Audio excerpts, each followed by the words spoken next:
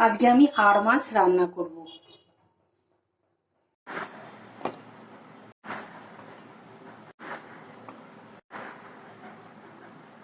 মাছগুলো আমি হালকা করে ভেজে নিলাম। এবার টমেটো পেঁয়াজের পেস্টটা দিয়ে দেবো। একটু নুন দিয়ে দিলাম, অল্প একটু জিরের গুঁড়ো দিলাম, একটু ধনের গুঁড়ো দিলাম, একটু হলুদ দিলাম, সামান্য একটু সর্ষের গুঁড়ো দিলাম, একটু কাশ্মীরি লঙ্কার গুঁড়ো দিলাম, একটু গোলমরিচের গুঁড়ো দিলাম, অল্প একটু চিনি দিলাম। মশলাটা কষানো হয়ে গেছে, এবার জল দিয়ে দিলাম। এখন আমি মাছগুলো ঝোলের মধ্যে দিয়ে দিলাম। এবার একটু দই দিয়ে দিলাম।